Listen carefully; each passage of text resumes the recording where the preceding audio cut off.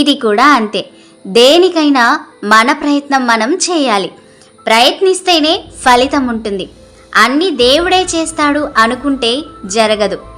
యత్నం ప్రయత్నం దైవయత్నం అని పెద్దలు ఏనాడో చెప్పారు. ఎంత మంచి ఆవు అయినా తనకు తానుగా వచ్చి మనకు పాలు ఇవ్వదు. మనం ఆవు దగ్గరికి పోకుండా పాలు పితక్కుండా ఇంట్లోనే కూర్చుంటే పాలు మన చేతి దగ్గరికి రావు. ఆవుకి మంచి ఆహారం, గడ్డి, నీళ్లు పెట్టాలి. పాలు పిండే ముందు దూడను ఆవు దగ్గరికి పంపాలి.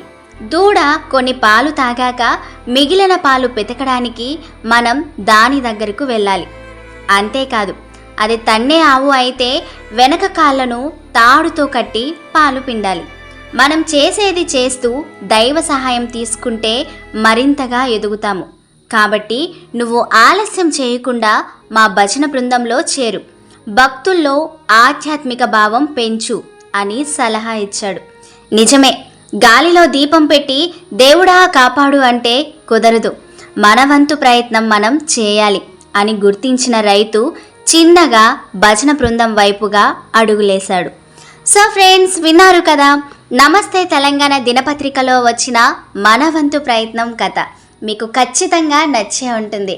ప్లీజ్ మర్చిపోయి ఉంటే మన సాహిత్యం ఛానల్ని సబ్స్క్రైబ్ చేసుకొని లైక్ చేసి షేర్ చేసి కమెంట్ చేయండి ప్లీజ్.